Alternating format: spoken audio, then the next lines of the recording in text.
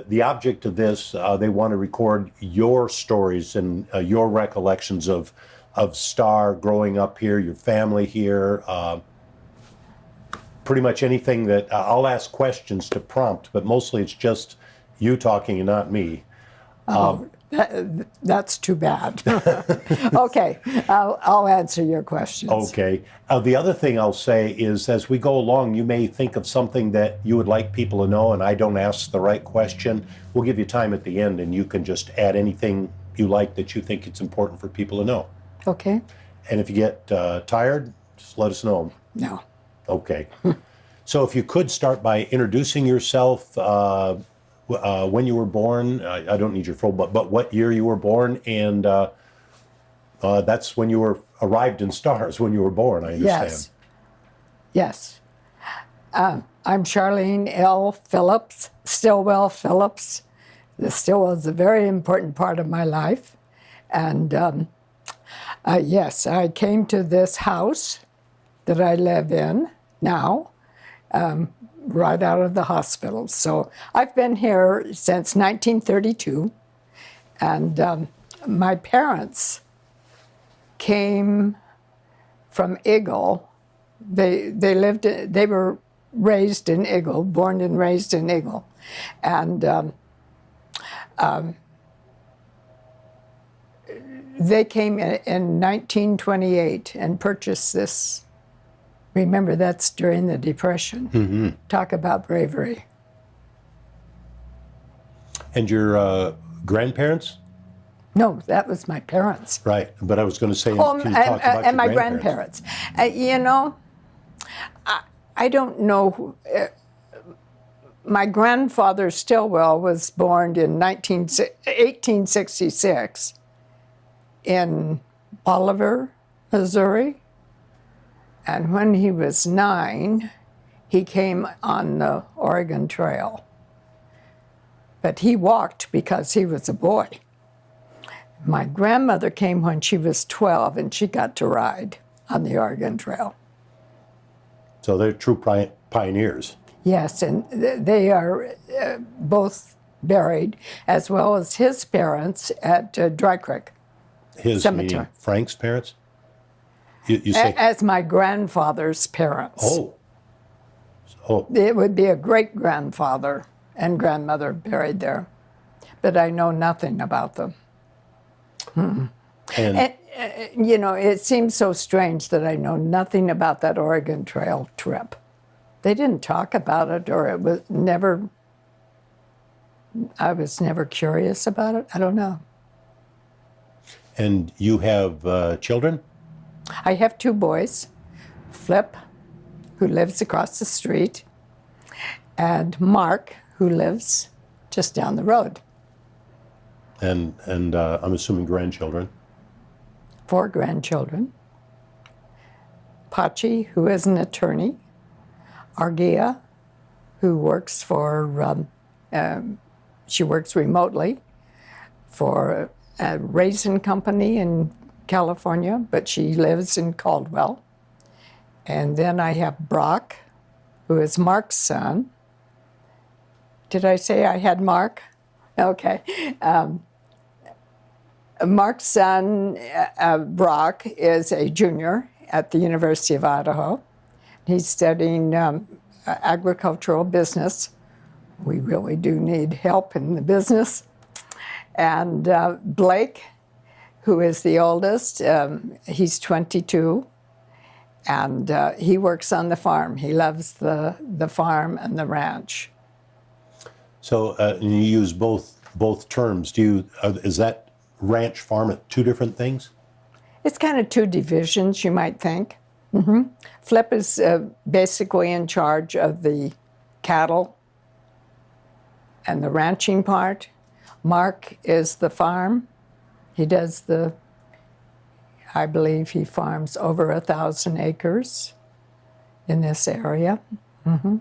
So you grew up in the agricultural business here, farm? My ranch? father was not a farmer, no. Okay. He was a livestock person. Okay. He was a rancher. Mm-hmm.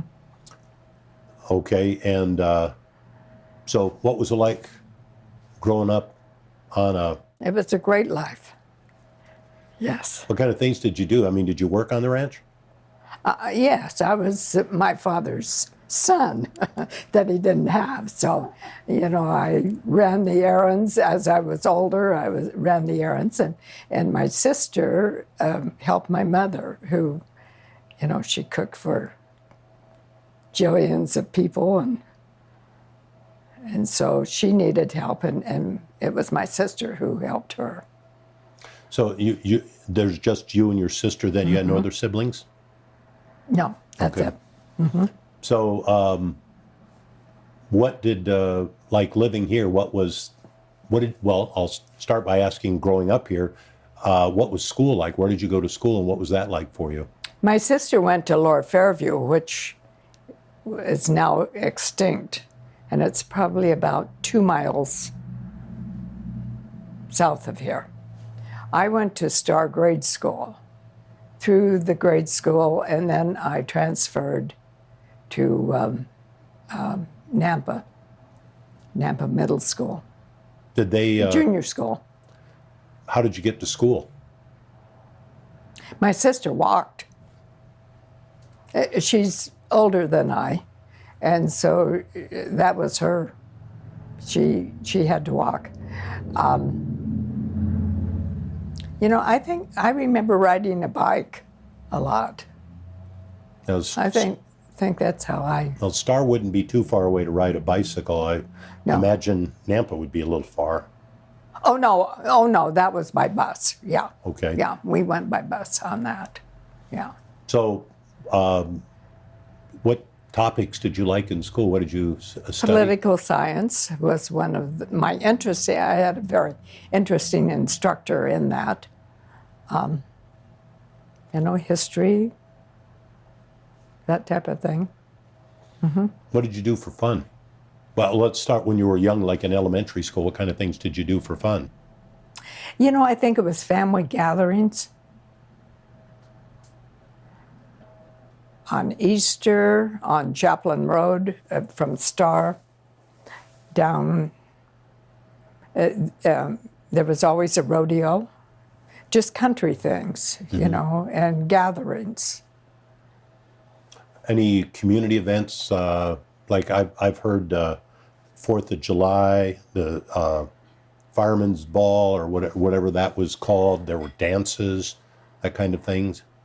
Well, later on in my married life, yes, we always participated in the dances. And in, not so much in Star, but in Eagle.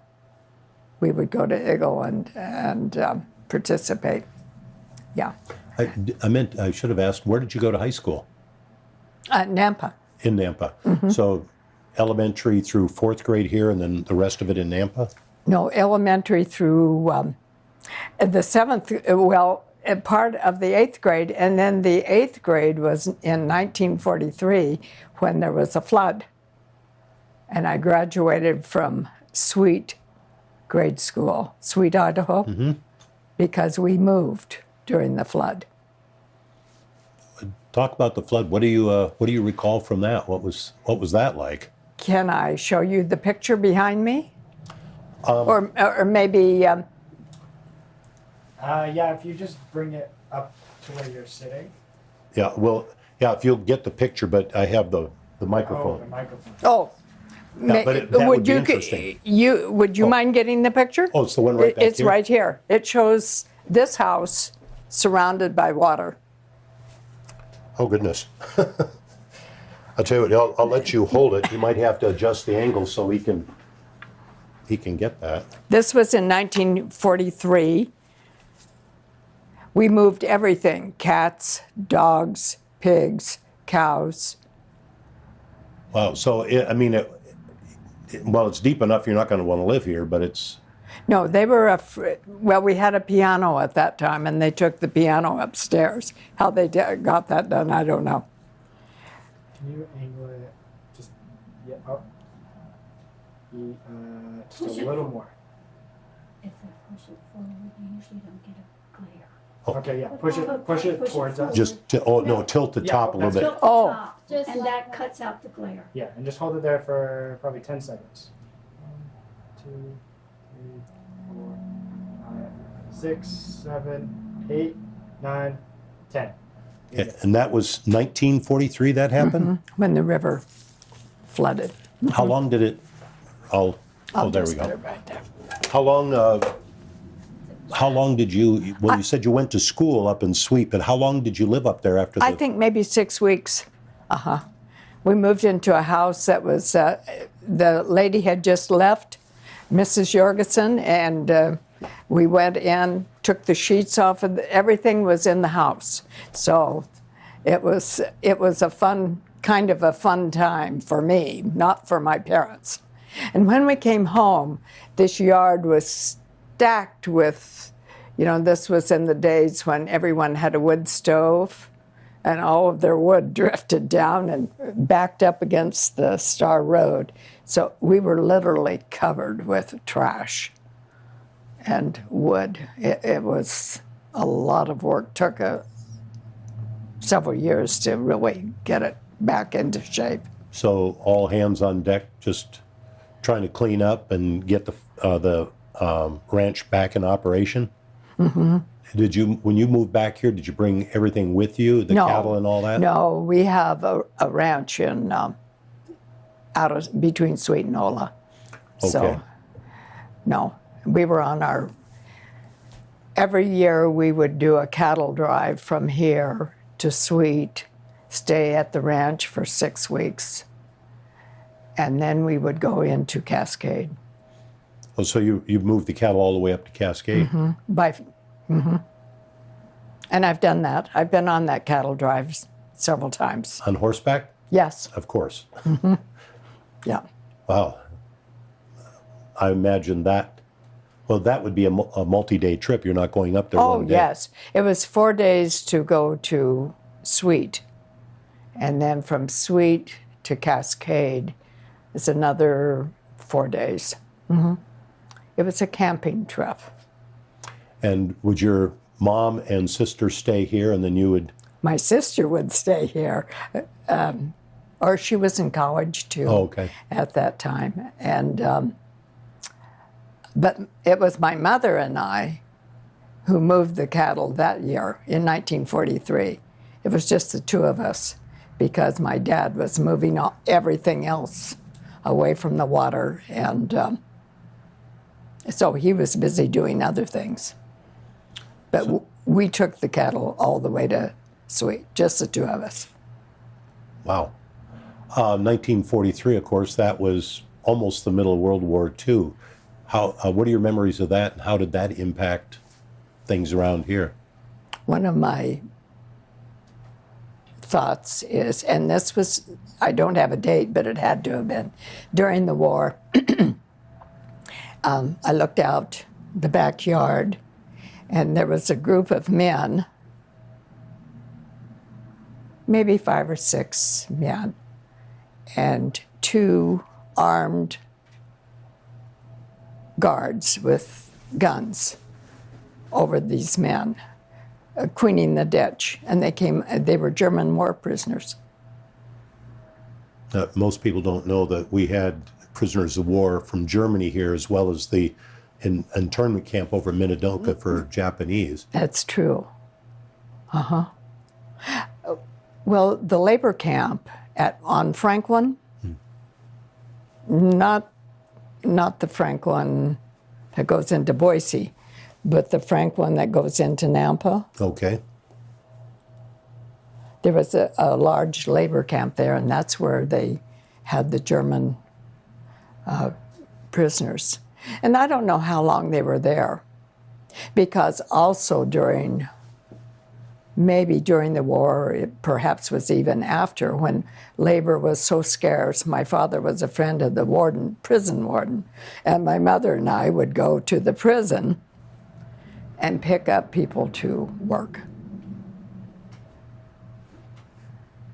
That's something you don't hear much about. So, and that was after the war. Yes, because, yeah, I was probably in high school at that time, so that was after the war.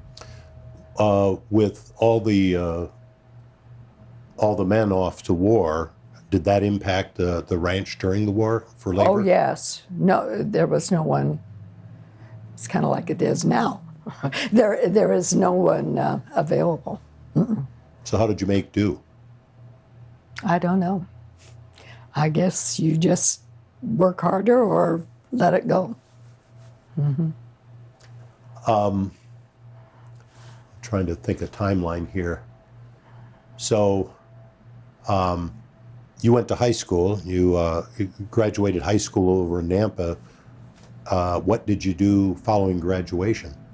Then I went to Boise Junior College for 2 years. And then I went to work.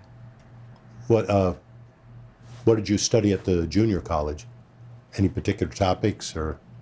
No, no, I don't think so. Economics, I think, was always something that I tried to get some knowledge in.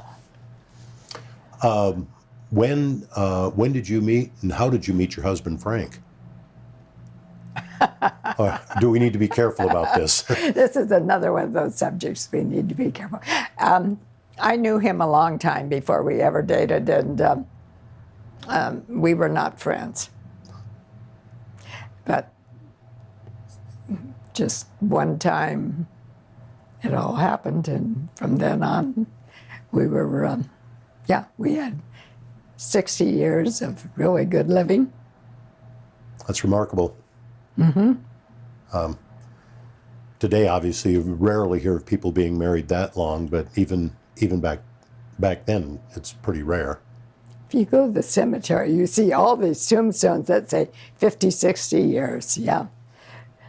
That's remarkable. When you graduated from Boise Junior College, you said you went to work. What did you do? Secretarial type of work. I worked for CalPac, California Packing, Del Monte Foods, for 10 years. And you were doing ranching at the same time, weren't you? No. Then I married, and we went to California for a year to, while Bud was at the University of Technology. That's not right. Northrop Institute of Technology. And he was working with helicopters. We worked for the Forest Service in Northern California that summer, and then we came home. Yeah. I think I recall reading that he was a smoke jumper. Yes, very important part of his life. Was that in California, or did he also do it here? Well, he also jumped in California, but it was out of the McCall camp. In fact, I think it was the smoke jumpers started with the McCall unit. I lived in McCall for 15 years, and I've heard both McCall, and then I've also heard Billings. Billings. I don't know which one it was, but I really think it was McCall. And Mr. Johnson, who just passed away not a couple years, 3 years ago, I guess. And the reason he started that, he was a conscientious objector during the war. And so, because he did not go to war, he started firefighting. He was a wonderful man. Yeah. It's a great group of guys. I know several. I meet weekly with one former smoke jumper up there, and I knew, living up there, I lived up there for 15 years, so I knew a lot of them. Excuse me, I'm going to cough. So when Frank was in McCall, which is typically a summer job, did you join him there? Did you stay down here? No, I wasn't a part of his life when he was a smoke jumper. Okay. Yeah.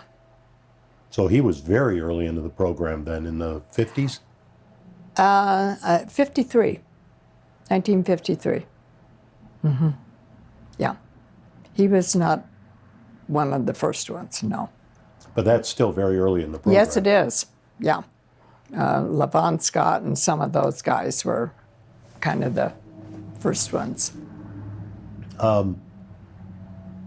So you've talked about, when we talked before we started the interview, you talked about the land around here that's your family's property. This is from your family? Yes. And so when did you graduated high school, you worked, but you were still around here? I lived at home, yes. Yeah. Uh-huh. And then eventually you met Frank and you got married, and then he ended up here, or? Yes. When we left California, we came back here and have been here ever since, yeah. So your friends, a lot of, Star was a relatively small community, but anywhere from 200 to 400 people, I've heard, depending on the years. A lot of the families are here that have been around here a long time, whether it's the Kirkleys or, what's it name? Helmigs. You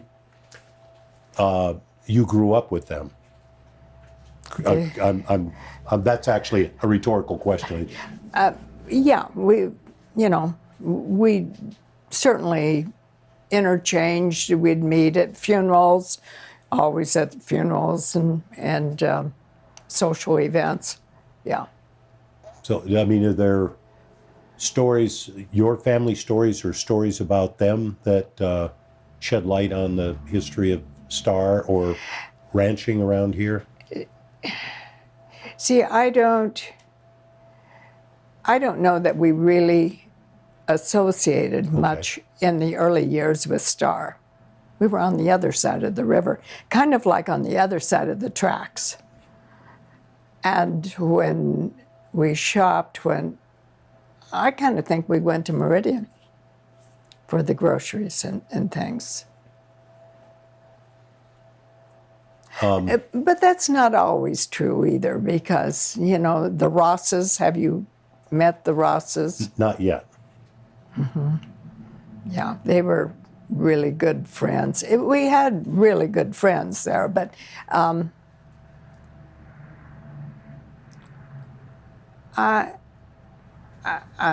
Star was never, we were not part of the city. Okay. And we never felt part of the city. Still don't. So, but with, you also said you have a farming operation. What kind of crops did you raise? Wow. Mint, winter wheat, corn, grain, onions, and sugar beets, and hay for the cows, and silage. So, and I have to admit, one of the things that I've learned in studying the history and doing these interviews, I never realized how important mint as a crop was in this area. A lot of people grew it. We're kind of phasing out, you can only grow it for so many years. Oh, I didn't know this. In the same area, and we're kind of phasing out of the mint and going towards the onions or the sugar beets. Yeah. You did talk about my thinking about the growth, and to respond to that, I'd like to tell you our original deed of this ranch is on the other side of the yellow center line. So that's what growth has done to us. Oh, And it's projected to come very close to outside the window. so this is, you're saying, is divided your property in half. No, it took our property. Oh, I see. Now I understand. And with I see. I misunderstood. You're talking about what growth has done. Yes. It's taken property Over the years. Yeah. Yes, over the years. And then the old Star River Bridge.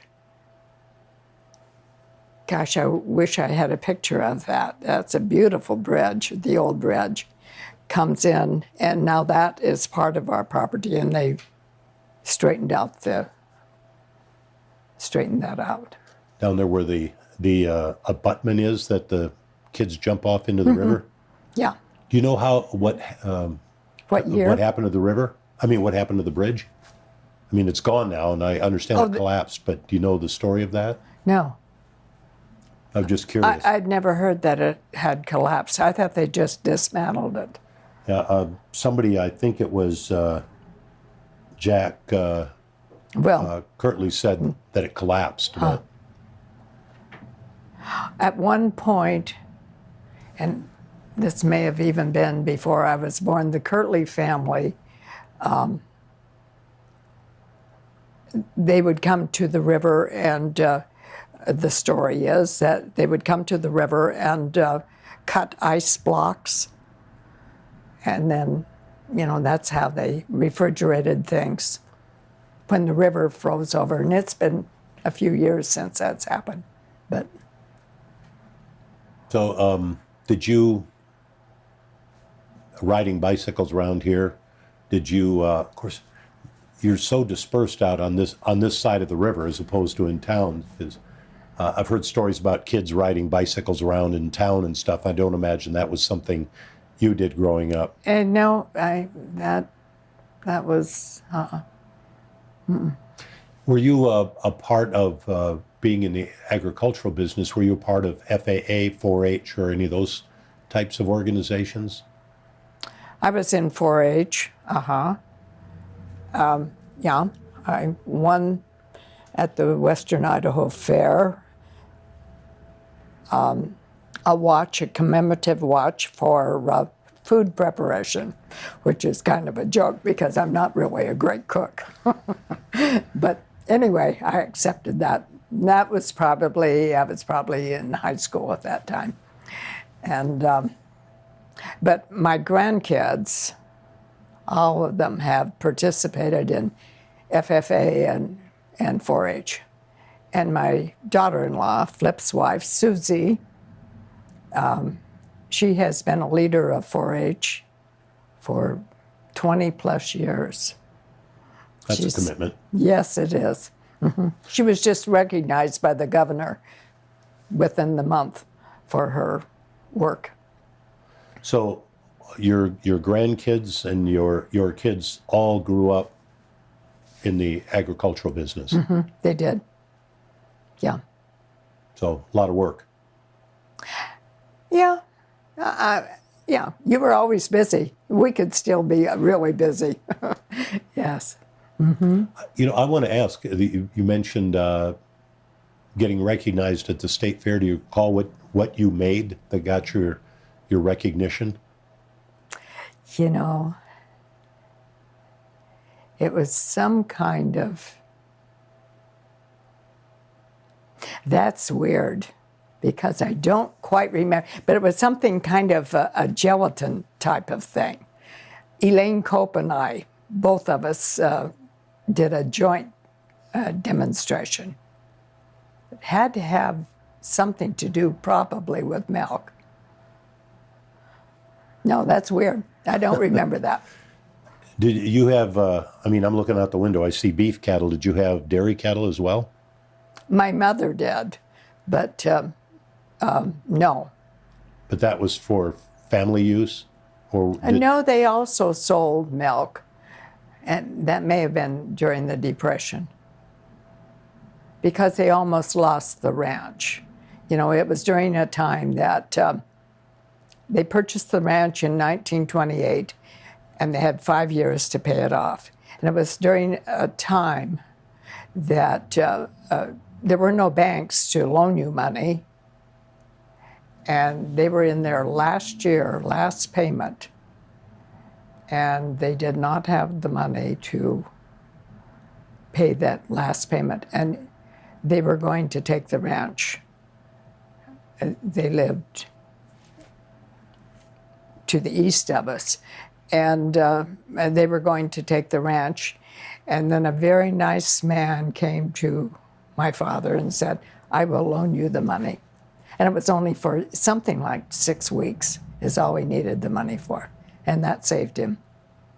So there's always someone out there that's helpful, that recognizes good.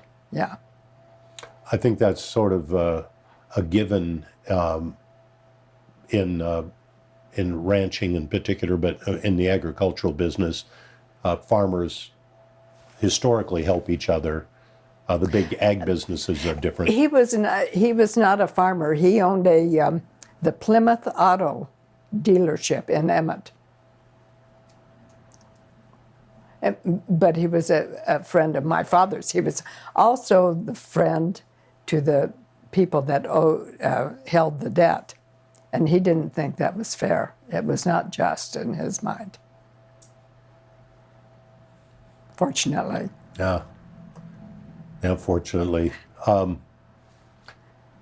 Is this a good area, good place to raise a family? It has been. Yeah. What do you like about it for raising family? What makes it a good place? They're busy.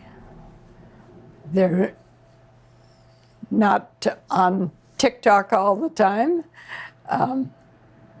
They have things to do. They are achievers. They learned how to achieve, set goals, and be successful. I think it instills a desire in young people to, pursue their dreams. I don't know. We'll see. Yeah, well, it's something to be proud of. I'm very proud of my family. Yes, yes, I am. Yeah, they continue to do very well. We talked again before the interview, and I know one of the things that I wanted to make sure I asked you about is about the Oregon Trail coming down off of Joplin. And running through here. Was the stories about the Oregon Trail? You said your grandparents didn't talk about it, but was there? I really know nothing about the Oregon Trail. Because when I saw this on a map, I was astounded. I'd never thought about it coming down. But it's truly very logical that is where it came into the valley. And you said just up the road, and I imagine this was something you heard about when you were growing up, was where the Ward Party was massacred. No, that was way before me. I know, but I mean, it's a story that is part of the story of this area. Yes, yeah, it would, yeah. Mm-hmm. They're really, in my lifetime, I've not heard a lot of stories about Indians being around here or anything, no. But the stories I do guess I remember, across the road on this piece, this side of the river, but across the street, that was all willows and just kind of rocky type of country, and a lot of willows. And the gypsies would come in the springtime and spend summer there. And also medicine men. I remember a medicine man being there. And during the war, there was a lady, her name was Mrs. Malone, and she had 3 young children and a disabled brother-in-law, I think. And she absolutely had no money, couldn't feed the children or anything. So my father took her and the family and the disabled brother to Cascade, and they irrigated and worked for us and took care of our cattle in the summertime. Yeah. Very nice. Another thing, my mother, and of course women did a lot of canning, and there would always be people that would come. We think our door was marked because they would come and ask for food. And I remember people coming to the door, and she would always feed them on the back step. Was this during the Depression, or is that other times as well? It was after the war. The war was everyone was very poor. And they were really struggling for food and shelter at that time. Was the interurban line running when you were growing up? It was done by... We have a place in Middleton, and the line goes right through that place. Are the rails still there? Nope, they're not there. I know I've heard stories that there's still places where they are. Really? Yeah. How about, I know I've heard stories of the interdenominational tent revival stuff that they used to have here. Yeah. Now, you ask what I did for enjoyment, or not recreation. And in the summers, this is not very nice probably, but in the summers, they would come to the river and they would have their baptisms and services, and their services were always colorful. So you go down and watch the baptisms, Yep. listen to the service? Yeah. Did you ever go in town? Because I know they set up in town for like a week doing that every year. Oh, yes. Yeah. Yes. And then over on Franklin, Shendon and Franklin, they would have a big tent. After they left Star, then it went to Franklin, I believe. And they would have these week-long, very colorful, very vocal, very loud story.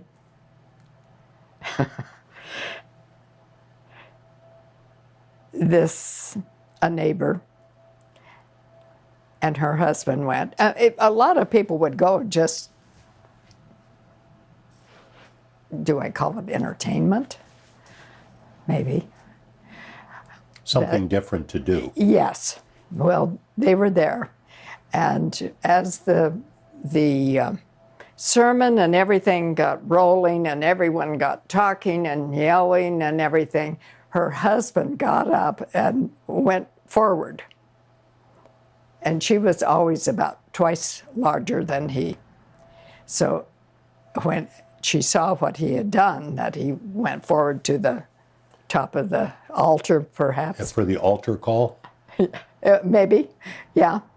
And she went up, she marched up there. I did not see it, but this was the story, that she marched up there and took him by the collar and drug him back to her chair. And knowing the two of them, it's kind of funny. So you can picture them that happening. Yeah, yes, I can. Yes, and that. Yeah. I had a couple other things Oop.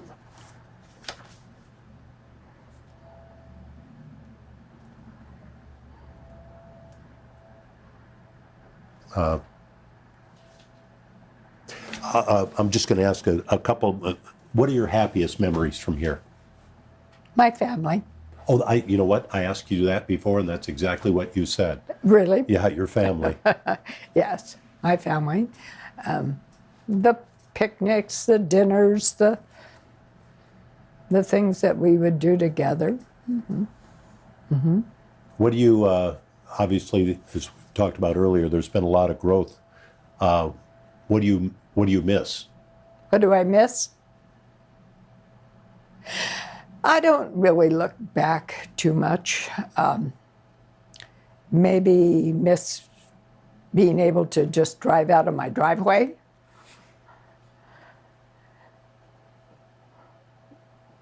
Quiet? Noise doesn't bother me too much. So I kind of like, noise is kind of activity. So it's, maybe the road is a little Oh, noisy. yeah, A I little know. close.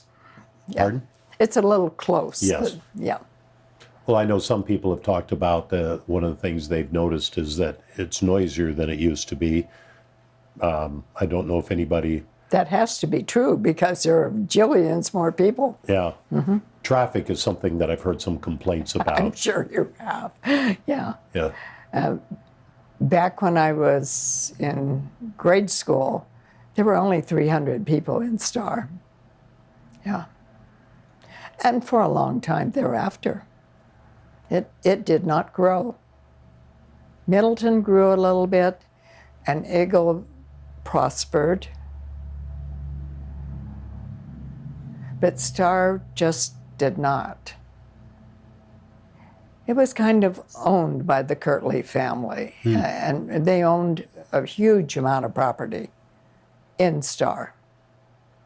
Is there anything, I want to give you an opportunity, anything that you can think of that people would find interesting, a story or recollection or, Well, Lynn said that this wasn't brought up in Jack's conversation, so it's my understanding, and this was during, probably after World War II, that they had a really lovely home in Star, his grandparents. The nicest house in Star, actually. And during, which I would think is either during the Depression or right after the war, that they filled their house, their new house, with grain. They with grain. okay. They blocked off a little area for their living and filled it with grain And so for they, survival and for their store. You know, they may have sold feed at that time. I don't know. But That's that was always a story that I thought was interesting. Those people are the generation before me were very innovative. They had to be to survive. well, I know, and I walked around the Merc this morning, an unusual store. I don't know that I've ever been, I've heard of, but I've never been in a store that carried such a wide variety of materials, items to sell, and then to hear that there were, 30 lockers in there, cold storage lockers for We meat. had a locker and, there. There used to be a bar in there and a cafe in there, and of course they have a cafe and the lumber yard, and it's innovative. You know, I've never heard of anybody else doing all that they did through that store. I wonder why you say they had a cafe. That was always Iva Jean's. Okay. Yeah, I could have misunderstood that. There was a lot of different things that were going on inside the Merc, and I thought I heard one of them was a cafe, maybe not. Well, my earliest thinking of Star is the grocery store, Hadley's, which was a big granary type of hardware. They did a lot of things there. The barber shop, and a drugstore. Did they talk about those? No, Hadley's, Jack mentioned Hadley's. He talked a lot about the gas stations. There were a lot of gas stations in town. Yes. One of them being the Rosses. Yeah. So, We were connected. Yeah, we were connected. As a, just You know, when you only have 300 people, you know them all. You're doing business with, everybody's doing business with other people around town, so. We've had a great life. Yeah, great life.